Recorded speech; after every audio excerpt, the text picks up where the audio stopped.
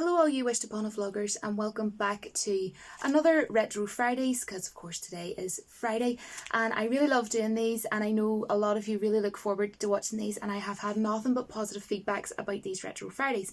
And oh my goodness, I have such a classic retro movie for tonight's Retro Fridays, which is the amazing, legendary, classic movie The Crow. Now, firstly, I just want to say, if you have not seen the movie The Crow, I massively cannot recommend it enough. It is my all-time favourite Halloween movie, always will be. There will literally be no movie that will ever replace it. I very much highly doubt it. Also, before I begin, I really wanted to show you my jumper, because the way I have my phone sitting, you can't really see it. I love this jumper, and it's, you know, has the two gravestones, Eric Draven and Shelley Webster, and it's just, I absolutely love this jumper. So just thought I would show you that, because, you know, of course I'm as random as, you know, you're going to get them. But I watch this movie every single year without a miss on the 30th of October. It has to be the 30th of October. I won't watch it any other day, because of course 30th of October is Devil's Night, and that's how this movie opens up, on Devil's Night. And I do have little pages of notes with me, guys, because honestly, I know it might not seem it, but I get so gosh darn nervous as soon as I press the record button. I don't know if that'll ever go away, but I'm very forgetful as well. So I always like to have my notes with me, so I don't like completely lose the plot or lose my marbles. But then again, I lost my marbles years ago. But anyway, Brandon Lee, who I absolutely love, he played, of course, the Crow in this film. Sadly, he died during the making of this movie. You know, it's so sad, you know, even, you know, watching this movie every year, you know, knowing that he died during the making of this movie. And the author of the comics, The Crow, James O'Barr, he actually wasn't happy when he found out that the casting for The Crow was going to be Brandon Lee, because he thought that it was going to go more along the lines of like a kung fu style movie, and then it would end up just going, you know, quite literally straight to DVD. But to be honest, you know, he's in this movie coming back to seek revenge, so, you know, kind of having the, you know, the fight scenes and everything in there that he had, I thought went in perfectly with the movie. But then once he's seen him, you know, dressed up in the costume and the makeup and everything, you know, he was won over by Brandon basically, and then, you know, he was happy enough. Now, Chad Stahelski, who, if, you know, you love John Wick, as much as I do, at least anyways, I love John Wick and Keanu Reeves, you'll recognise the name Chad Stahelski, because of course he did John Wick, and he is of course as well a stuntman. You know, of course, sadly, when Brandon died, you know, they still had, you know, parts of the movie to finish. You know, the movie still wasn't going to be finished, so he stood in, you know, as Brandon, of course, so that it would enable the, you know, the movie to be finished basically, because there was still a lot of scenes that he still hadn't done. And I just personally feel that I would be so sad if this movie was remade. It simply cannot be made. It's one of them movies that you cannot remake, and I feel, in my own personal opinion, that this movie, The Crow, belongs to Brandon Lee, and it should always be something that, you know, should be left alone, because it was his, to me it was his movie, it was his thing, you know what I mean, and that's just my opinion. Now, this movie, The Crow, and the movie Rapid Fire are my two all-time favourite movies of Brandon Lee's, and I would highly recommend, if you haven't seen Rapid Fire, I would massively recommend it as well. Rapid Fire is an action movie, and I watch it every summer without fail, and it is absolutely fantastic. If you like Brandon and you've seen you know, The Crow, and you haven't really seen any of his other movies, that would definitely be my recommendation. Go and watch Rapid Fire if you can get it from somewhere. Of course, I love his father, Bruce Lee. For those of you who don't know, I've mentioned it a few times on my channel, you know, maybe if you're new or whatever, maybe a fun fact about me is I have a massive love for martial arts and a massive appreciation. I just love martial arts movies, and my boyfriend actually loves martial arts as well, so that's something that we both, you know, kind of have. We both love a lot of the same martial artists, well, all of the same martial artists. We both love Tony Jaa, we both love Bruce Lee, Jackie Chan. I could go on forever and a day. I might actually make a martial arts like video where I talk about different martial arts that I like. But anyway, if I had to pick, probably Enter the Dragon would be my favourite of his. But it's just so unfortunate how, like, you know, him and his son both died. You know, it's really sad. But I absolutely just love the whole atmosphere, feel, and just vibe and the whole tone of this movie, The Crow, and the whole darkness of it, because it is a really, really dark movie. And the director, Alex Proyas, he actually was so determined to want to do this movie in black and white, because, you know, that would be paying homage, to the comics, because the comics were in black and white. And that sounds like a great idea in my opinion. But the studio were just like, nah, no offense, like that's not going to happen. But what he did always want from the beginning was he wanted the flashbacks to be in colour and then the rest to be in black and white. But what ended up happening was, because they, wouldn't let him do that, then they had to do it in monochromatic colouring, basically. So that's why you see a lot of like dark colours and tones in it, and a lot of dark greys, basically. In among it. But what he still did leave in with doing it in monochromatic colours was he still left it, was able to do the flashbacks, in colour. And I actually do like that he still stuck by that, because getting to see, when Eric Draven sees all his flashbacks and everything, it makes you really feel it even more, because, the rest of the movie is really, really dark, because it is a dark, traumatic story, this. So the fact that they were showing, his flashbacks in colour, it's almost like, look, we really want you to see how this has affected him and what happened on that awful, traumatic evening.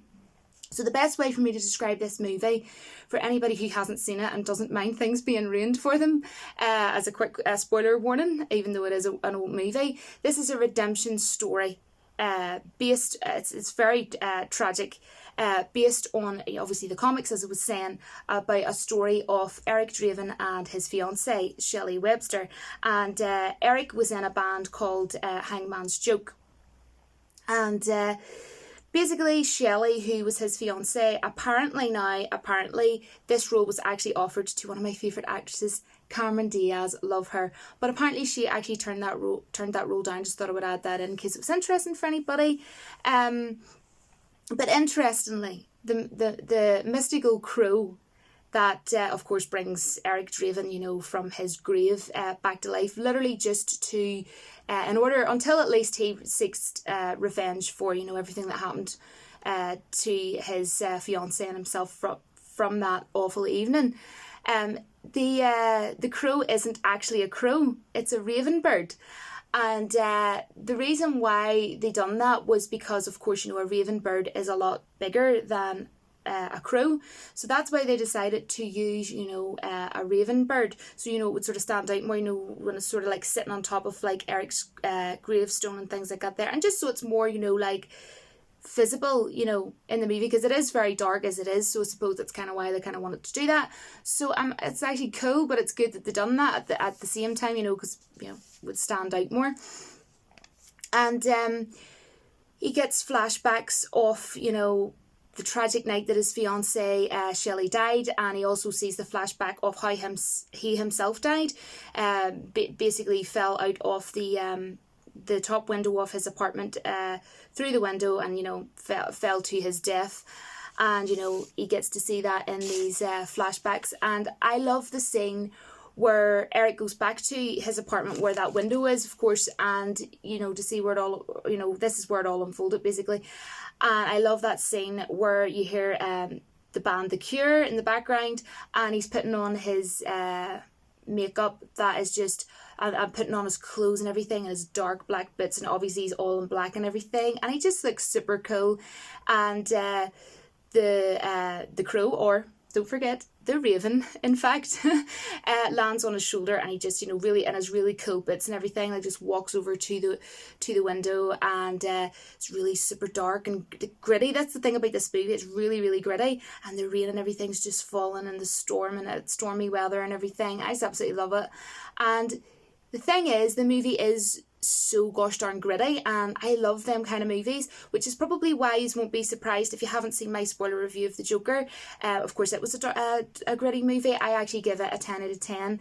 It was just, I don't like the word epic unless something was epic, but it was epic and it was flawless, and this movie is epic and flawless.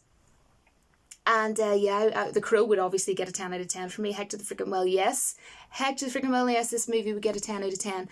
Now, interestingly, if you're interested, Brandon Lee didn't actually like the way his makeup was done for The Crow.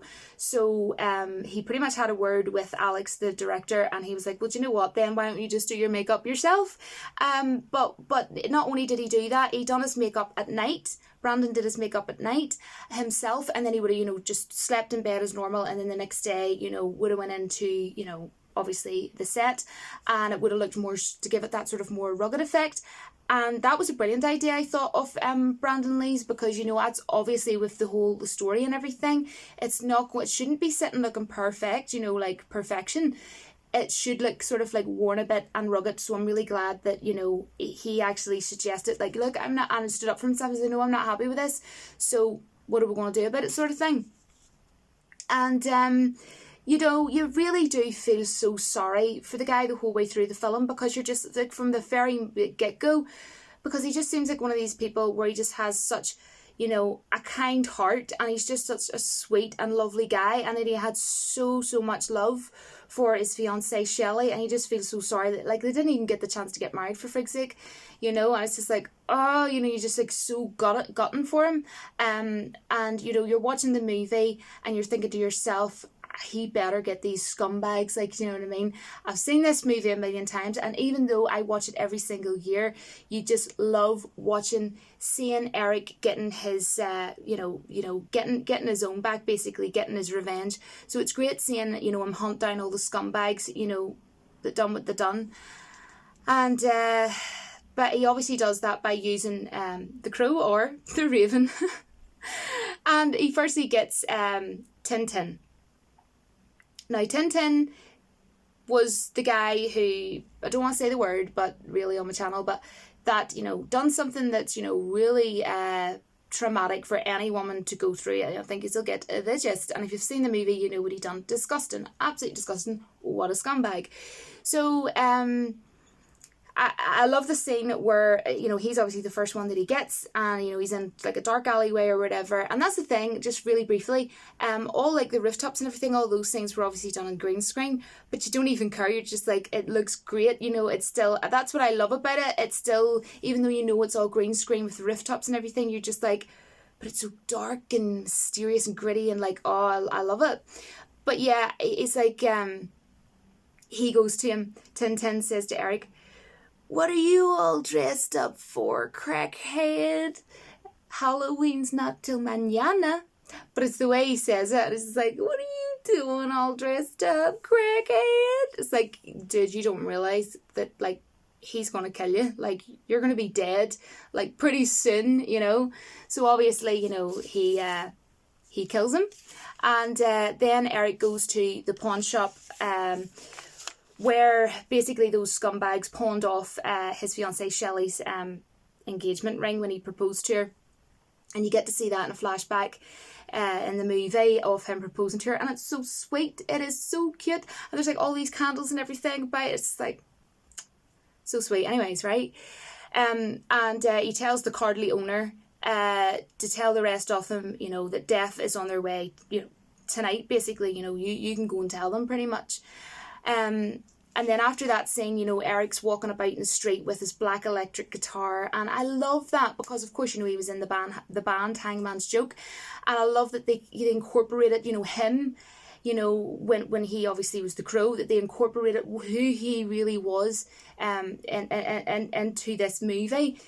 And then he sees a young girl called Sarah on the street, and her character, she was very, very close friends with both Shelley and Eric, and, her mum is a complete, like, prat, like, she doesn't look after her, she takes, like, drugs and stuff, and, the wee girl, Sarah, ended up pretty much on the streets, and, one of the, like, police officers and all would have, like, bought her, like, food or whatever, what have you, and, that's, like, not really that's no well living, like, for the wee girl, and, I think she really sort of, like, confided in her friendship with Eric and Shelley, and she saw them as kind of like, people that, were going to sort of, like, help and look after sort of thing, it was kind of like a sweet friendship that they all pretty much had.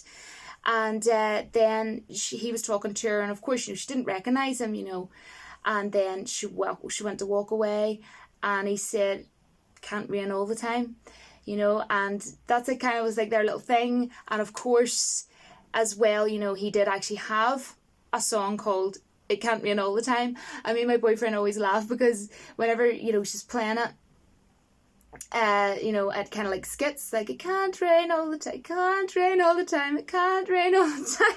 I don't know why, it's just like kind of funny. But anyways, so yeah, he had a song called "It Can't Rain All the Time." And it's so sweet, the relationship that those two characters had. I absolutely love, you know, the charisma between those two. And the scene with Fun Boy, I don't really want to talk about so much because it is so upsetting. It's like, right, okay, Brandon Lee died in like one of the flashback scenes in and around when he goes to kind of, you know, kill him. And I know obviously it's not in the movie, and I know it's not that exact part, but I know it's from the flashbacks of that scene, if that makes sense to you. But yeah, I mean, I wasn't there at the time, but I have did a lot of reading about this movie. That's why I know a lot about it, about the movie. I'm not going to be able to fit everything in that I really wanted to talk about, but if anybody wants to privately chat to me about what my theories are, you can certainly do that. But out of respect, I'm not going to really sit and talk about it. But I have read some things that would kind of it definitely makes me question what really happened. And, you know, I don't know 100%, like, you know, yeah, that's all I'm going to say. But at the end of the day, I wasn't there. So, you know, it's all I'm going to say is it's happened. He's no longer with us. It's sad, but, you know, at least we got this movie in the end. You know, I'm glad that it was, and the family as well really did help a lot in order to actually make it possible for the movie to be finished. So anyway, we're going to say that that's a lovely note to sort of end that part on. But on to something more positive that I absolutely love, a scene that I just thought was so fantastically shot. I don't know if it was like mist or what it was, but straight after that scene that we're not going to really discuss, Eric is leaving the window, and there's like all this like mist. It looks like very misty behind him, and he's shh. I don't know. I love that scene. It's just really well shot as well. I don't know. I love that scene. But anyways, I want to talk about Sergeant Darrell, because who was actually played by Ernie Hudson. And of course, if you you'll know who Ernie Hudson is if you have seen Ghostbusters, quite obviously. And I was actually watching Ghostbusters and Ghostbusters 2 a few nights ago, and I just always like trying to say to Michael, the Crow, the Crow. But yeah, every time I see him, I just think the Crow, no matter what movie he's in. But I loved the whole scene. You know what my all-time favourite scene of those two characters was, and those two characters together were absolutely perfection, was when Eric creeps in to Darrell's house. And it's kind of like a little funny scene at first, because he's all, you know, you shouldn't creep up on me like that kind of thing. And he goes in and he asks him, sits down, and he's sort of asking Darrell, the sergeant, you know, how did, you know, she die? How did Shelley die that night? Or like, well, everything that happened. And he explained everything. And it really, really did, like, it was, like, really soul-destroying. And he was so upset and sad. And he said to him, well, you know, you did ask. Sorry, like, but you did ask. And then Eric's able to see through his eyes. And he says, I seen through your eyes that you stayed with, you know, my Shelley, you know, right up until, you know, she died, like the moment of her death sort of thing. Right up till then. And, you know, sometimes expressions can sometimes speak more than words. You don't really need them. And in that scene, you could tell that he didn't even need to say thank you, thanks for doing that, because you could tell he was just really thankful for it. And you know, it didn't need any words. I hope that makes sense. And something that Eric says in that scene, I just love it. And that whole scene is definitely a favourite scene of mine, and it's 100% my favourite scene between those two characters, was nothing is trivial. It's just literally that. Nothing is trivial. And, you know, it's freaking true, like, and I absolutely love that. Brilliant. And the part with Eric, I just want to quickly talk about this, on the rooftop playing the guitar, that's not actually him in that scene. I'm sure a lot of you already knew that anyway. You know it's green screen, you know it's not him. Because if you've watched any of his other movies as well, you know, you'll know from looking, you could just see his the back of him. it's not his physique, if that makes sense, and you just know that it's not him, and he's, you know, sort of like sitting playing the guitar. But you know what, I'm just so thankful that they were able to finish off this movie, and although there's scenes where you know it's not him, you're just like, well, you know what, I'm glad that the movie was brought out into the world, because it's an awful thought for me to think like, oh, I mightn't have had that movie The Crow to be able to watch year after year as my Halloween movie. And that's what I call it, Halloween movie. And it is my boyfriend's favourite Halloween movie as well. I actually had never seen the movie until I met him. So you're talking, the first time I seen this movie was 10 years ago. And he said every single year I watch it the night before Halloween. And that's what we both have done ever since then. And I'm actually wearing the necklace that he actually got me on our very first anniversary. So we're not here to talk about necklaces though, but I just thought I would randomly say that because I'm random. But I have too many favourite moments. The whole movie's my favourite, like, let's put it that way. But I'll mention two that I really do like is when, it's heartbreaking though, as sad as it is, Eric's standing in the street. And the Halloween Mimers kids, trick-or-treaters or whatever you call them, were running by and laughing and everything, and just, having a good time, having a good night. And he smiles, and he has this just like really big smile on his face. And what they done was they added in a freeze frame for like 2 or 3 seconds, and like really slowed it as well. And then a freeze frame. It's like, oh, like that is, just stop. So it's sad, but it's so sweet, and it's, like, oh. But then it kind of makes you feel sad. You're like, oh, he's no longer here. But it's lovely that they added that in. It is lovely. I don't know whose idea that was, but lovely that was added in. And also, when he's standing in the dark, and, you see in flames, the crow symbol. That's class. That looks absolutely class. You can let me know as well what your favourite scene is in this movie. Now, Michael Wincott, who played the lead villain, I have to talk about him, Top Dollar. What a name, Top Dollar. And when I see him in he's in Alien Resurrection, I'm always thinking, like, dude, where's your long hair? Because obviously in this movie he has like insanely long hair. Now, like most villains, this guy is like a weird ass dude. He's freaky, and he's like a real utter creep, and he's an oddball. But I thought he was a fantastic villain. He really, really was. He came across as like eerie, freaky, like weirdo, but also just plain horrible, And it's great because, you don't want to have a fantastic movie, and there's nothing worse than having a weak villain. Like, just as an example, there was a movie I went to see with my father, and he absolutely loved it, Cold Pursuit with Liam Neeson. I loved it as well. But the villain was pretty crap, to be honest. But yet it was a good movie, and it kind of does, because obviously in my review I had to kind of like take, that into consideration and take like points off it for that. But yeah, I mean, movies can still be good with a weak villain, but what I'm trying to say is when you have a really fantastic, top-notch, epic, legendary movie, and then you have a great villain, spot on. So he did a top-notch job in this. I like him in it. But that kind of brings me to something that I wanted to touch upon.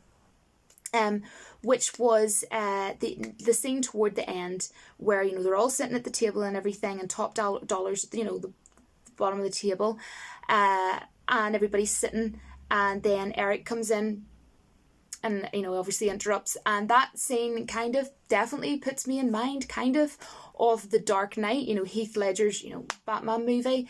And I will actually put that clip in now just to kind of like show you.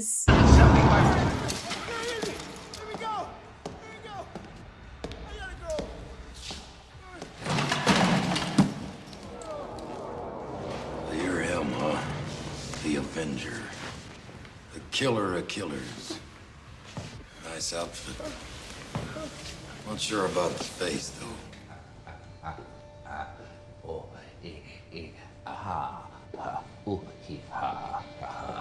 I thought my jokes were bad.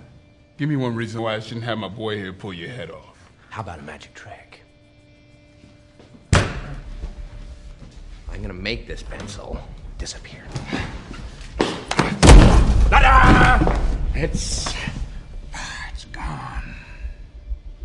Oh, I just want him. Well, you can have him.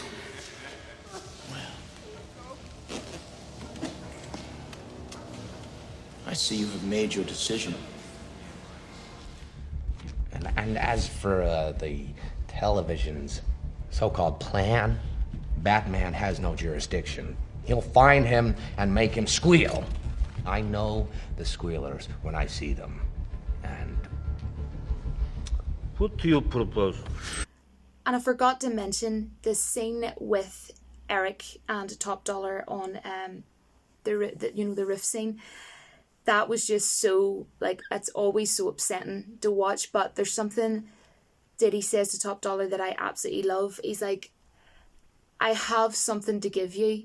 I don't want it anymore. 30 hours of pain, all for you, all at once, or all at once, all for you, or something like that. I absolutely love that, because it's just like, do you know what? Everything that you have put me through, and everything that you've done to Shelley, you know, there you go. You know, you freaking scumbag. So yeah, I mean, the very ending of the movie, it's just so sweet and adorable. I mean, although the whole movie's sad and tragic, what an ending. Oh my goodness, what a heartfelt ending we get. You get Eric, you know, at the grave and everything, and then you just see Shelley, you know, walking along up to him. She just gets her hand and puts it on his head, and I was just like, wow, that's beautiful. Them two. And then little Sarah, their little friend, the wee young girl Sarah, the crow is on a gravestone, and he drops her Shelley's engagement ring into her hand, and she walks away. And I don't know, I just think it's such a beautiful, beautiful, heartfelt ending. Sad, but nice at the same time, if that makes sense, you know, rather than just leaving us where we're like, oh my gosh, what are you doing? You know, it left us with a sad but lovely end to the movie. And I think this movie is utter freaking well perfection. It really is just one of them movies that's just, wow, it's mind blowing. It really, really is. I think if you like dark, gritty, you know, just a really good story and a really good movie, it's one of them movies you have to watch. I think, you know, you have to have that life experience, in my opinion. I really, really hope that you enjoyed this. I picked it because I thought, you know what, it's so many people love this movie. It is a very popular movie, and it's one that means a lot to me, and I just absolutely love this movie to bits. I absolutely love this movie to bits. So I'm going to leave you with It Can't Rain All the Time. And you know what? I am so thankful for all the support, not only just on my channel, but for these Retro Fridays. I had no idea how well these videos were going to go. I have to give credit to my boyfriend, because this was absolutely his whole idea, so thank you. And yeah, I think this is like the 13th week we've done so far. I'll have to, you know, go back and check, but thank you so much. And until my next video, I think I've talked way too long, but you can't make a short video talking about The Crow, for goodness sake. It's that good. It's that good.